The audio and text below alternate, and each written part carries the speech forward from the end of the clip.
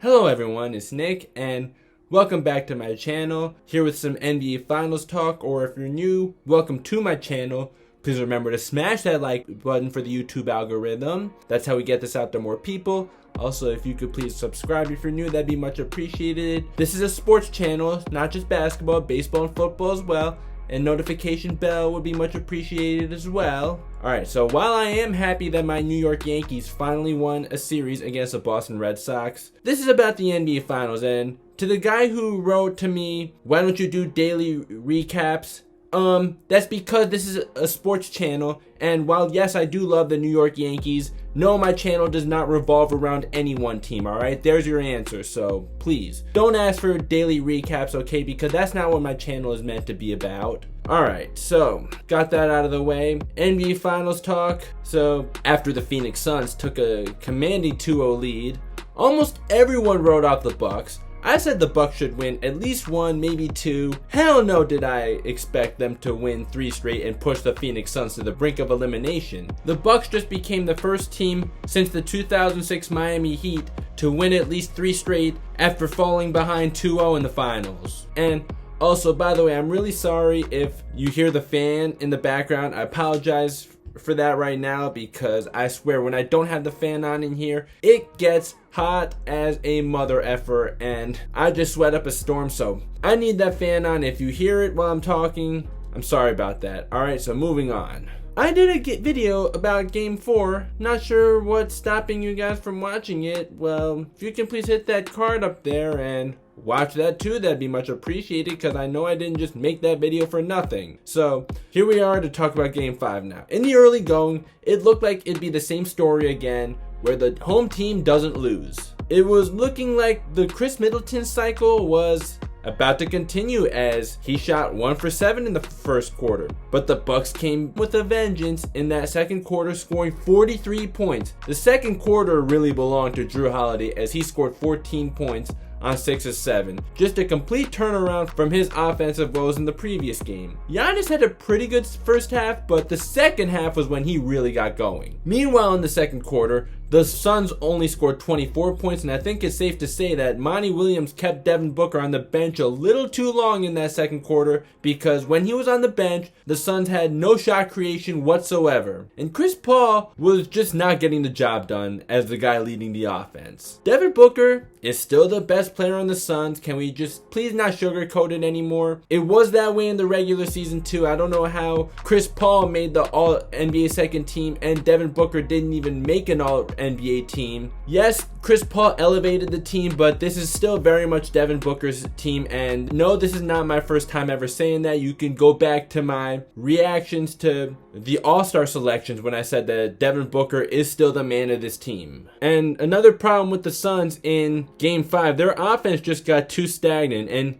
even with Devin Booker in the game, and as amazing as he played for the most part, he was part of the problem too with the Suns offense getting too stagnant. So that's something that the Suns will need to fix in Game 6. The third quarter, Cash Money Chris Middleton arrived as he scored 11 points while Giannis had 8. Middleton is the Bucks' main shot creator, and it'd be nice if he was more consistent, but these last couple of games, he's really been getting the job done. Just have to hope that he'll be able to in Game 6. We also have to give Giannis some credit though for developing that right-legged fadeaway from 10 feet or in and actually making those. He's no Dirk Nowitzki with that, let's not get carried away, but he's actually adding something to his repertoire, and you have to respect that. He's still not the modern day Shaq though, let's please not go there. Shaq still had a way better post game and was a better passer, but that fadeaway is one thing that Shaq never had in his repertoire that Giannis is adding. Giannis has made some really nice passes though in this series, but Shaq's passing ability is very overlooked. I'm not sure what made the Suns play with such a lack of urgency after the first quarter, because they should have expected the Bucks to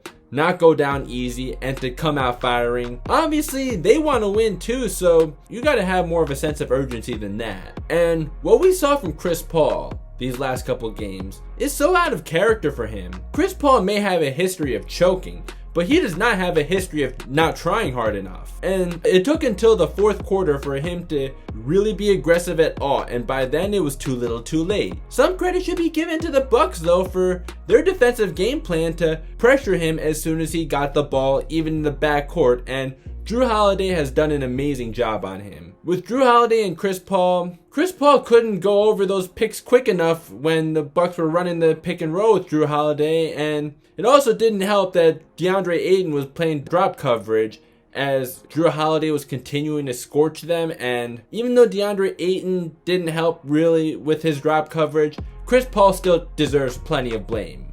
And the play that we'll always remember, that Jrue Holiday strip on Devin Booker and the lob to Giannis. Chris Paul, come on, that's a dirty play right there. That's really dangerous, and thankfully nothing really bad happened to Giannis.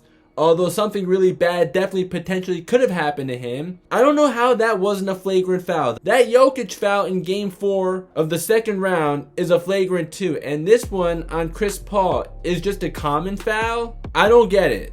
Chris Paul is known to be a fierce competitor, and I love that about him, but I'm not a fan of some of his antics, and I know I'm not the only one. But you know what else about Devin Booker, as great of a game as he played? He went right where all the help defense was coming. Middleton and Connaughton could have came over if Booker were to go right, and Giannis and Jrue were right there where Booker went instead. So in that case, I'd say he was over aggressive, which yes, I'd rather see than not aggressive enough most of the time, I'd say.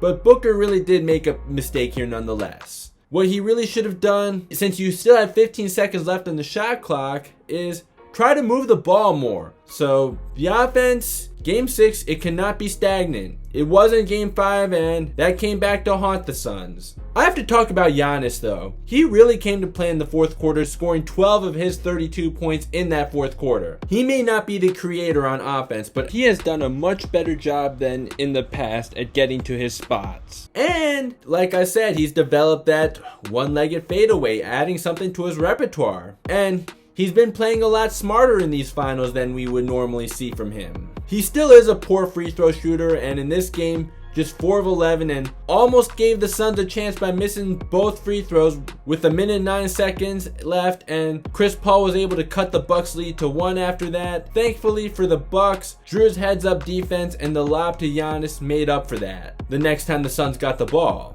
And Giannis did miss a free throw again, but fortunately he was able to tap the ball up, and Chris Middleton was able to get it because you foul Giannis again, and then yeah, you're in trouble. An 8 stat line for the whole game might look good, but just 0 of 3 in the fourth quarter, yeah, you need to do better than that. So game 6, Chris Paul needs to come to play because he hasn't been good enough in the last 2 games at all. I say at least getting to the finals does secure his place as a top 10 point guard of all time, but if he really does go down like this, oh yeah, it'll hurt his legacy. I don't know how much exactly. He's still a top 10 point guard of all time to me, but if he does lose, I don't think he could possibly be higher than 8th or even 9th. Even if he wins, I still wouldn't view him as a top 5 point guard of all time. Now with his history of choking in the playoffs and as of now getting outplayed by Jrue Holiday, who, yes, I do give credit to, and yes, I do consider him a good player, and he's definitely an upgrade from Eric Bledsoe. But